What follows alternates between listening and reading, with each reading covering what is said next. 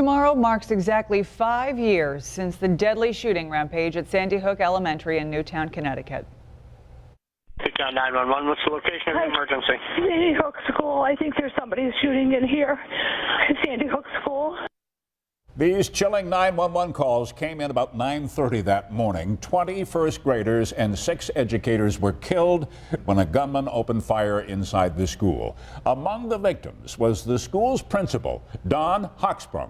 Her best friend lives here in Western New York, and she's now sharing her story about the day that forever changed her life. Here's 7 Eyewitness News reporter Ed Riley. So I'm not angry anymore. I'm sad. There's a big piece of my heart missing. I lost my best friend that day.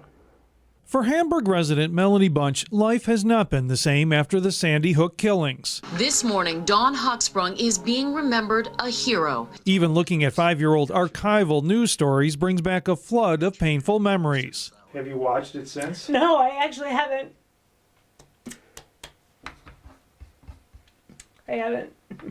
Melanie's cousin and lifelong friend, school principal Dawn Hochsprung, was one of the 26 people killed. And this year it really did hit me hard because it's been 5 years. She's been out of my life for 5 years. Melanie grew up in downstate New York, where she and Dawn became and stayed close. She was in my wedding.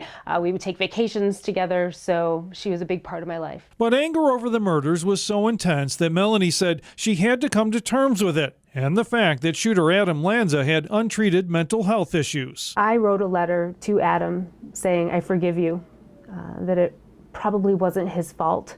It was something I needed to do personally to get the anger out of my heart, and I do believe in forgiveness. And the day I wrote that letter, I could almost feel a release.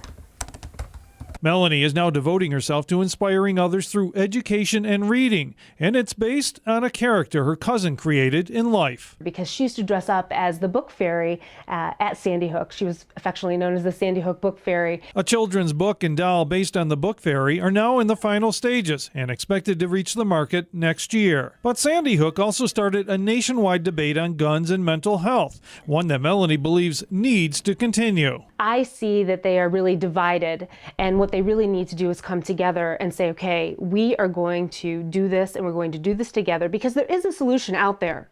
It's just that we need to find it, and we need to do it together, not separate. Ed Riley, 7 Eyewitness News. 5 years.